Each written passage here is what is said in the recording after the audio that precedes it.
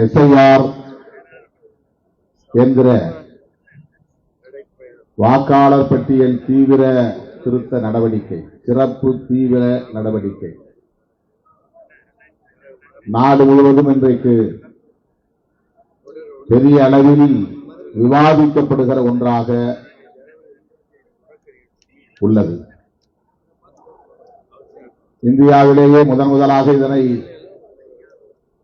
விவாதிப்பதற்கென்று அனைத்து கட்சி கூட்டத்தை கூட்டியவர் நம்முடைய தமிழ்நாடு முதலமைச்சர் அண்ணன் தளபதி அவர்கள்தான். எல்லோரும் வாருங்கள், இது குறித்து கலந்தாய்வு செய்வோம், நீதிமன்றத்தில் வழக்கு தொடுத்து இதனை தடுக்க முயற்சிப்போம் என்று வழிகாட்டியவர் நம்முடைய தளபதி அவர்கள். அது போதாது, நீதிமன்ற நடவடிக்கையை தாண்டி மக்கள் போராட்டமாகவும் இது பரிணமிக்க வேண்டும் என்கிற பொறுப்புணர்வோடு அண்ணன் அவர்களின் வழிகாட்டுதலோடு தமிழ்நாடு முழுவதும் இன்றைக்கு லட்சக்கணக்கானோர் பங்கேற்கக்கூடிய இந்த ஆர்ப்பாட்டங்கள் ஒருங்கிணைக்க பெற்று ஆங்காங்கே நடைபெற்றுக் கொண்டிருக்கின்றன. களத்திலே மக்களோடு நின்று போராட வேண்டும் என்பதற்காக வழிகாட்டுதலையும் நம்முடைய முதலமைச்சர் அவர்கள் நமக்கு தந்திருக்கிறார். அந்த அடிப்படையிலே இன்றைக்கு மதசார்பற்ற முற்போக்கு கூட்டணியை சார்ந்த அனைத்து கட்சிகளும் திராவிட முன்னேற்ற கழகத்தின் முன்னெடுப்பிலே தமிழகம் தழுவிய அளவில் இந்த மாபெரும் ஆர்ப்பாட்டத்தில் நாம் பங்கேற்று வருகிறோம். அண்ணன் சேகர்பாபு அவர்களுடைய முன்முயற்சியில் இன்றைக்கு இந்த பகுதியில் நடைபெற்றுக் கொண்டிருக்கிற இந்த மாபெரும் ஆர்ப்பாட்டத்திலே பங்கேற்று உரையாற்றக்கூடிய ஒரு வாய்ப்பை பெற்றதை எண்ணி நான் மகிழ்ச்சி அடைகிறேன். தோழர்களே, வாக்காளர் பட்டியல் திருத்தம் என்பது நாம் ஒவ்வொரு தேர்தலின் போதும் சந்தித்து வருகிற நடவடிக்கை தான். புதிதாக வாக்காளர்களை சேர்ப்பது, இறந்து போனவர்களின் பெயர்களை பட்டியலில் இருந்து நீக்குவது, மாவட்டம் விட்டு மாவட்டம் புலம்பெயர்ந்தவர்களின் பெயர்களை நீக்குவது, தவறுதலாக பெயர்கள் பிழையோடு பதிவாகி இருந்தால் அந்த பிழைகளை திருத்தம் செய்வது என்கிற நடவடிக்கை அவ்வப்போது நடைபெற்றுக் கொண்டே வருகிறது.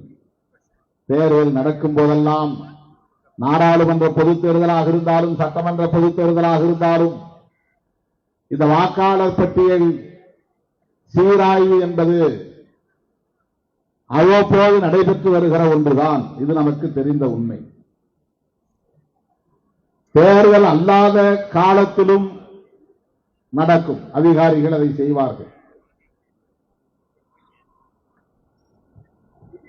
தேர்தலுக்கும் அதற்கும் சம்பந்தம் இருக்காது. ஆனால் வாக்காளர்கள் இருக்கிறார்களா, அவர்கள் புலம்பெயர்ந்து விட்டார்களா, இறந்து விட்டார்களா என்று ஆய்வு செய்கிற நடவடிக்கை, அதை ஆங்கிலத்திலே இன்டென்சிவ் ரிவிஷன் என்று சொல்லுகிறார்கள். அது தேர்தல் நடைபெறும் காலத்தில் இருக்காது, எப்போது வேண்டுமானாலும் செய்வார்கள். தேர்தலுக்கு முன்பு நடப்பது சம்மரி ரிவிஷன் என்று சொல்வார்கள்.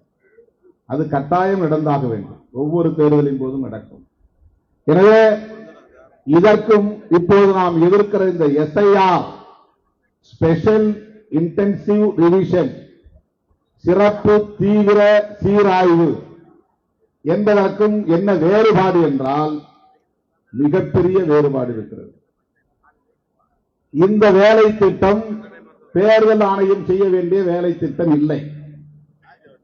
தேர்தலுக்கு தேர்தல் சிறப்பு சீராய்வு செய்வது தேர்தல் ஆணையத்தின் கடமை. ஆனால் இந்த ஸ்பெஷல் இன்டென்சிவ் ரிவிஷன் என்பது முழுக்க முழுக்க நம்முடைய குடியுரிமையை ஆய்வு செய்கிற நடவடிக்கை. இவன் உண்மையிலேயே இந்த நாட்டை சார்ந்தவன் தானா, இந்த மண்ணின் குடிமகன் தானா, இவன் குடியுரிமை பெற்ற ஒரு வாக்காளரா என்று ஆய்வு செய்வதற்காக மேற்கொள்ளப்பட்டிருக்கிற ஒரு மறைமுக செயல் திட்டம். சிஏஏ என்ற ஒரு சட்டம் வந்தது. கொரோனா டைம்ல நாம் எல்லோரும் எதிர்த்து போராட்டம் நடத்தினோம். சிட்டிசன்ஷிப் அமெண்ட்மெண்ட் ஆக்ட், குடியுரிமை திருத்த சட்டம். அதனை எதிர்த்து நாடு முழுவதும் கொந்தளிப்பு ஏற்பட்டது.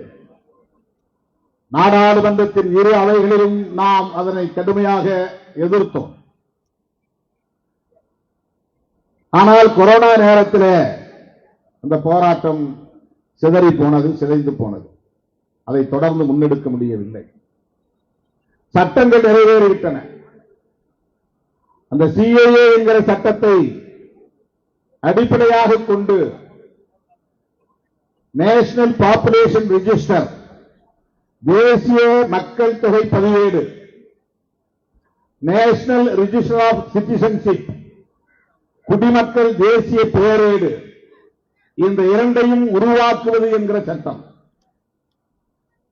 இதை நாம் அனைவரும், அரசியல் களத்தில் இருக்கிற அனைவரும் அறிந்திருக்க வேண்டும், புரிந்திருக்க வேண்டும்.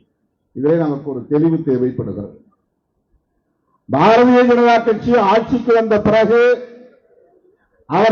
அவர்களுடைய இறுதி இலக்கை நிறைவேற்றுவதற்காக முன்னெடுக்கிற பல்வேறு முயற்சிகளில் மிக முக்கியமானது இந்தியாவில் இருக்கிற மக்கள் அனைவரையும் குடிமக்களாக ஏற்றுக்கொள்ள முடியாது, அனைவருக்கும் வாக்களிக்கிற உரிமையை வழங்கக்கூடாது. இந்த மண்ணின் பூர்வீக குடிகள் யாரோ அவர்களை முதலில் அடையாளம் காண்பது, இந்த மண்ணுக்கு சொந்தக்காரர்களை அடையாளம் காண்பது என்கிற பெயரில் அயல் நாட்டவர்களை வெளியேற்றுகிறோம். குடியுரிமை பட்டியலில் இருந்தும் வாக்காளர் பட்டியலில் இருந்தும் அவர்களை வெளியேற்றுவது. தமிழ்நாட்டுக்குள்ள அயல் நாட்டவர்கள் எடுத்துக்கிட்டா ஈழத்தமிழர்கள் மட்டும்தான். ஆனால் வடகிழக்கு மாநிலங்களில் பங்களாதேஷில் இருந்தும் பிற மாநிலங்களில் இருந்தும் சீனா போன்ற அண்டை மாநில நாடுகளில் இருந்தும் நிறைய புலம்பெயர்ந்தவர்கள் வந்து தங்குகிறார்கள். பாகிஸ்தானிலிருந்தும் பஞ்சாப், குஜராத் போன்ற அந்த அண்டை பகுதிகளில் வந்து குடியேறி இருக்கிறார்கள்.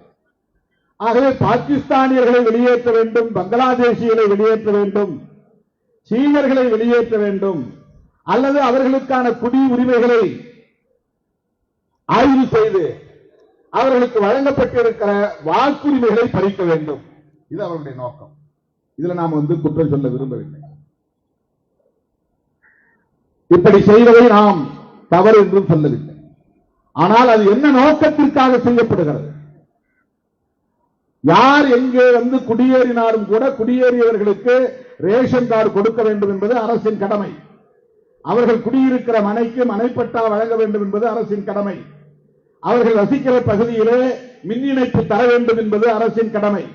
அவர்கள் வசிக்கிற பகுதி ஆக்கிரமிப்பு பகுதியாக இருந்தாலும் கூட, பட்டா இல்லாத பகுதியாக இருந்தாலும் கூட, நீர்நிலையாக இருந்தாலும் கூட அவர்களுக்கு குடிநீர் இணைப்பு தர வேண்டும் என்பது அரசின் கடமை. எனவே ration card, Aadhaar card, voter ID இதுவெல்லாம் ஆக்கிரமிப்பாளர்களுக்கும் தரப்படும், வெளிநாடுகளில் இருந்து வந்து குடியேறியவர்களுக்கும் தரப்படும். எனவே நீ இந்த நடவடிக்கையில், எஸ்ஐஆர் நடவடிக்கையில் பழைய ஓட்டர் ஐடி செல்லாது, ஆதார் கார்டு செல்லாது, ரேஷன் கார்டு செல்லாது. அது அரசாங்கத்தில் போய் குடியேறினா உனக்கு போட்டு கொடுத்துருவாங்க.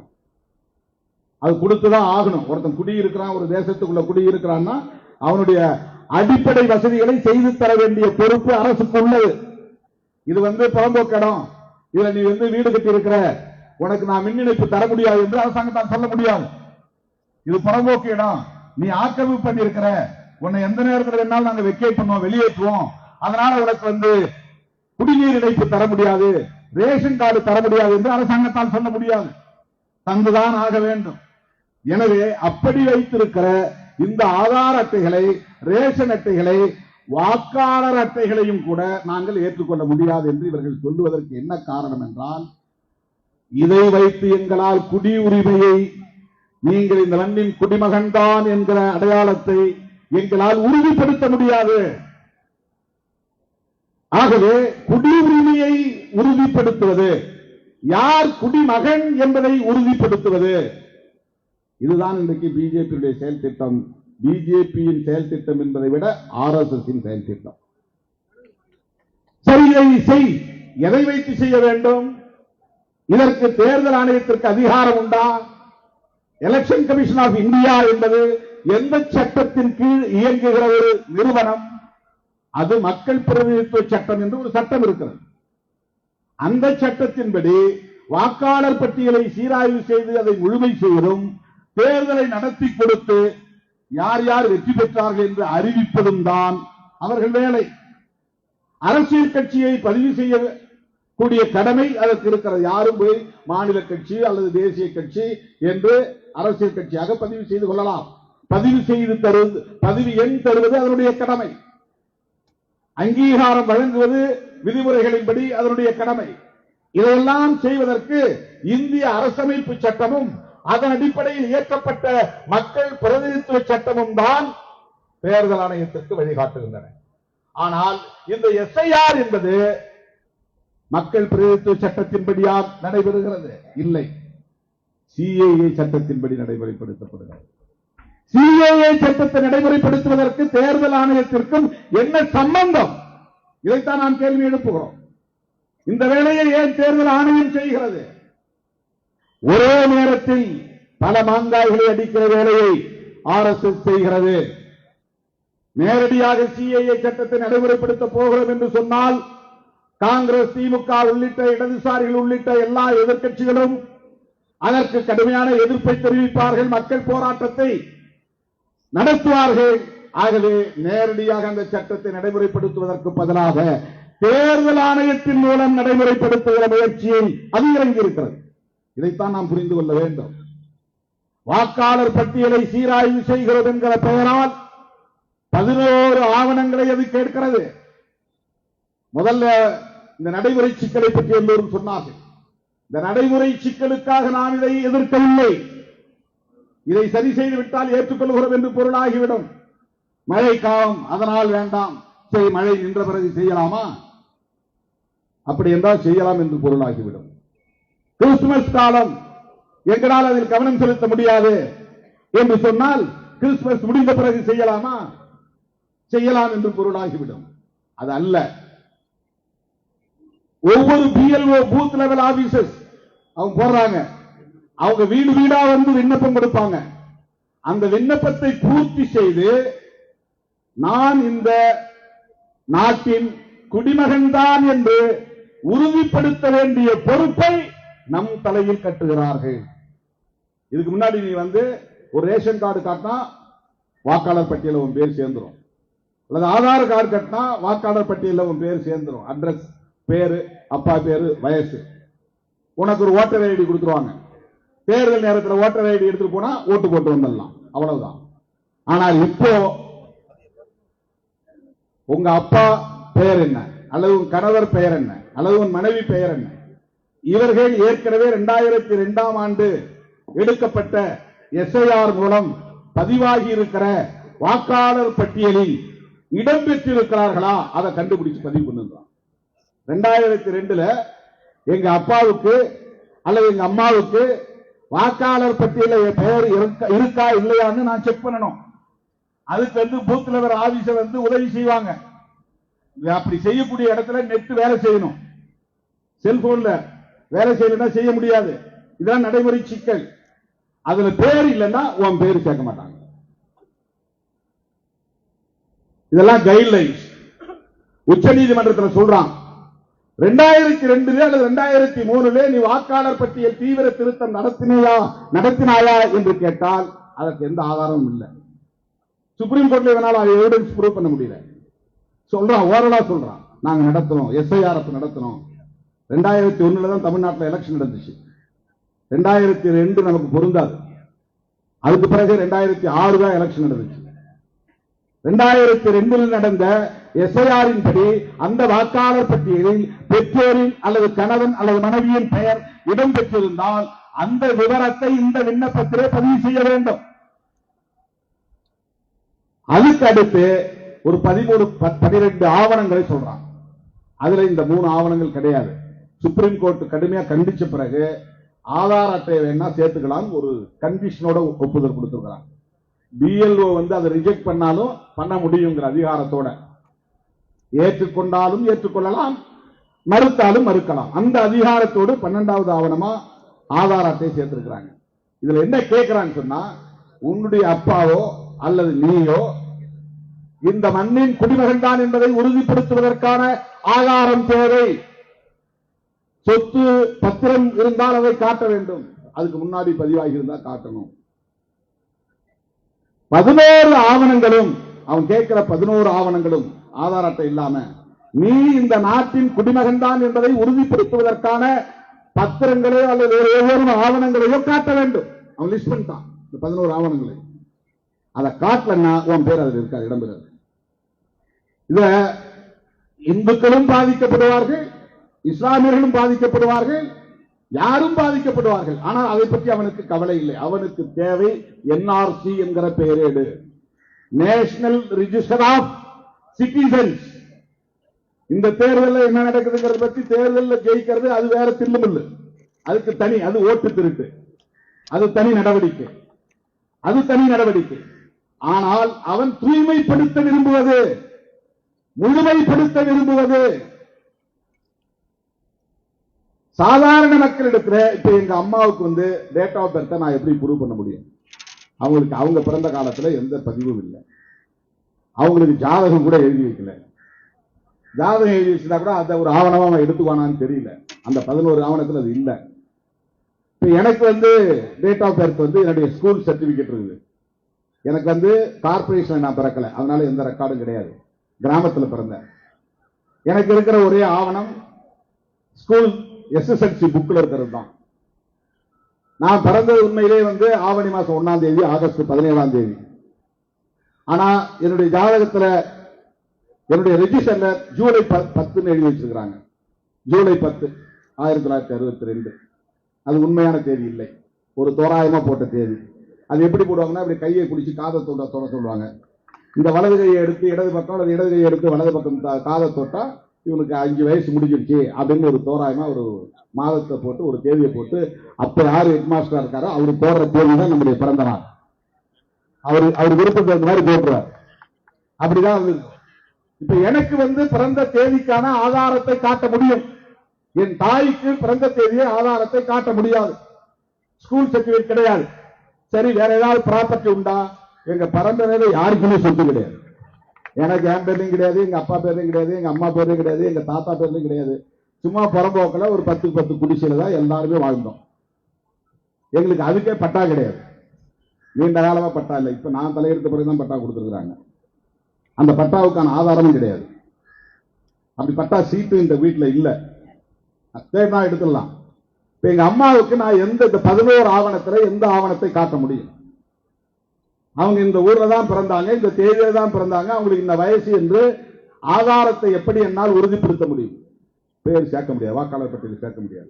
இந்த ஒரு வாரத்துல தமிழ்நாட்டில் 25% பேருடைய பெயர்கள் வாக்காளர் பட்டியலில் இருந்து நீக்கப்படுவதாக அறிவிக்கப்பட்டிருக்கிறது. இது வாக்காளர்களை அந்த பட்டியலில் இருந்து பெயர்களை நீக்குவது என்கிற நிலையோடு நின்றுவிடவில்லை. குடியுரிமையை பறித்து நீ குடிமகனே இல்லை என்ற நிலையை உருவாக்குகிற போது குடிமகனாக இல்லாதவர்களுக்கு எந்த உரிமையும் பெற முடியாது. நீ ரிசர்வேஷனே கேட்க முடியாது, வேலைவாய்ப்பை கேட்க முடியாது, வெல்ஃபேர் ஸ்கீம்ஸ், அரசு நலத்திட்டங்களையும் உன்னால பெற முடியாது. இந்த தலைமுறையில பெற்றுள்ளோம் வச்சுங்க, அடுத்த தலைமுறையில கட்டாயமா அகதிகளாக்கப்படுவோம். அமெரிக்கா போன்ற நாடுகளில் அந்நிய நாடுகளை சார்ந்தவர்களை அடைத்து வைப்பதற்கென்று சிறப்பு அகதிகள் முகாம்களை உருவாக்கி வைத்திருக்கிறார்கள். மெக்சிகோவில் இருந்தும் பல நாடுகளில் இருந்து குடியேறியவர்களை வாக்காளர்கள் அல்லாதவர்கள், வாக்குரிமை அல்லாதவர்கள், குடியுரிமை அல்லாதவர்கள் என்று தனிமைப்படுத்தி அகதிகள் முகாம்களில் அடைத்து வைத்திருக்கிறார்கள். இந்தியாவிலும் வடகிழக்கு மாகாணங்களில், ஒரு சில அசாம் போன்ற மாகாணங்களில் அந்த முயற்சி நடைபெற்றுக் கொண்டிருக்கிறது. அதுக்கான முகாம்களை உருவாக்க இருக்கிறார்கள், அதற்கு நிதி ஒதுக்கீடு செய்திருக்கிறார்கள். அப்படி இந்தியா முழுவதும் வாக்காளர் பட்டியலில் இருந்து பெயர் நீக்கம் செய்யப்பட்டவர்களை குடியுரிமையற்றவர்களை ஆக்கி அவர்களை அகதி முகாம்களில் அடைத்து வைக்கக்கூடிய நிலை எதிர்காலத்தில் ஏற்படும். இதெல்லாம் வெறும் கற்பனை கிடையாது, யூகம் கிடையாது. இதான் 20 வருஷத்துக்கு பின்னால் நடக்க போகுது. இதெல்லாம் ஏன் RSS செய்யறா அப்படின்னு சொன்னா, இந்த கான்ஸ்டிடியூஷன் தர்ற அனைவரும் சமம், அனைவருக்கும் வாக்குரிமை என்கிற இந்த சமத்துவத்தை சிதைப்பதவர்களின் நோக்கம். அனைவரும் சமம் என்பதை ஏற்றுக்கொள்ள முடியாது. அம்பானிக்கும் அதானிக்கும் ஒரு ஓட்டு, தெருவில் இருக்கிற பிச்சை எடுக்கிறவனுக்கு ஒரு ஓட்டு. இந்த சமத்துவத்தை உறுதிப்படுத்தியது புரட்சியாளர் அம்பேத்கர் அவர்களால் வகுத்தளிக்கப்பட்ட அரசமைப்பு சட்டம். அதுதான் ஈக்குவாலிட்டி. இதை அவனால் ஏற்றுக்கொள்ள முடியவில்லை. தொடக்க காலத்தில் பிரிட்டிஷ் ஆட்சி காலத்தில் உயர் சாதி வகுப்பை சார்ந்தவர்களுக்கும் கல்வி கற்றவர்களுக்கும் பட்டா வைத்திருந்தவர்களுக்கும் மட்டும்தான் வாக்குரிமை இருந்தது. அந்த நிலையை மறுபடியும் கொண்டு வர பார்க்கிறார்கள். பட்டா போன்ற சொத்து பத்திரங்களை அல்லது இதர ஆவணங்களை காட்ட முடியாதவர்கள் வாக்குரிமையற்றவர்களாக மாற்றப்படுவார்கள். சிறுபான்மை சமூகத்தை சார்ந்தவர்களும் பெரும்பான்மையானவர்கள் வாக்குரிமையற்றவர்களாக மாற்றப்படுவார்கள். ரொம்ப தெளிவாக, பட்டவர்த்தனமாக, அப்பட்டமாக குடியுரிமையை உறுதி செய்வதற்கான ஒரு சிறப்பு நடவடிக்கையாகத்தான் இந்த SIR என்கிற நடவடிக்கை மேற்கொள்ளப்படுகிறது. இதனுடைய இறுதி இலக்கு என்ன என்றால், அவன் விரும்புகிற காலத்தில் காங்கிரஸ் இல்லாத ஒரு தேசம் உருவாகும், இடதுசாரிகள் இல்லாத ஒரு தேசம் உருவாகும், எதிர்க்கட்சிகள் இல்லாத ஒரு தேசம் உருவாகும். ஏனென்றால் சிறுபான்மையினரும் பெரும்பாலான உழைக்கும் வர்க்கமும் ஏழை மக்களும் இடதுசாரிகள் உள்ளிட்ட திராவிட முன்னேற்ற கழகம், காங்கிரஸ், விடுதலை சிறுத்தைகள் போன்ற இந்த கட்சிகளையே 90% ஆதரிக்கிறார்கள். அவர்கள் அத்தனை பேருக்குமான வாக்குரிமையை பறித்துவிட்டால் இந்த இயக்கங்கள் எதிர்காலத்தில் வீரியத்தோடு செயல்பட முடியாமல் போய்விடும். மீண்டும் காங்கிரஸ் புத்துணர்ச்சி பெற்று ஆட்சிக்கு வர விடாமல் தடுத்துவிட முடியும். இந்துக்கள் மட்டுமே, அதுவும் மதவாத சக்திகள் மட்டுமே பெரும்பான்மையானவர்களாக, கணிசமான வாக்காளர்களாக மாறுகிற போது இந்திய அரசமைப்பு சட்டத்தை தூக்கி எறிந்துவிட்டு அவர்கள் விரும்புகிற மதச்சார்புள்ள ஒரு தேசத்தை கட்டமைக்கப் போகிறார்கள். கோல்வாக்கரின் கனவை நனவாக்க வேண்டுமானால், ஹெட்கேவாரின் கனவை நனவாக்க வேண்டுமானால், வீர சாவர்கரின் கனவை நனவாக்க வேண்டுமானால் அவர்கள் அறுதி பெரும்பான்மை.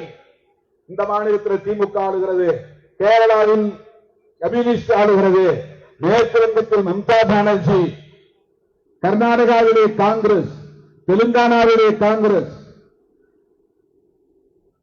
பீகாரிலே RJD வர வாய்ப்பு இருக்கிறது, உத்தரப்பிரதேசத்தில் அகிலேஷ் யாதவ் வர வாய்ப்பு இருக்கிறது.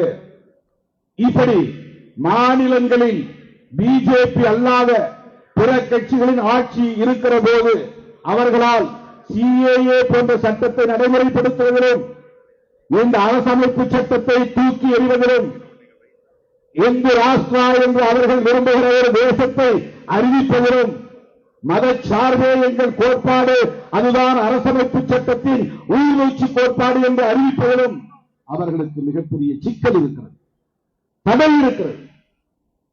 அப்படி தடையில்லாத ஒரு காலத்தை, ஒரு சூழலை, ஒரு தேசத்தை உருவாக்க வேண்டுமானால் NRC அவர்களுக்கு தேவைப்படுகிறது, நேஷனல் ரெஜிஸ்டர் ஆஃப் சிட்டிசன்ஸ்.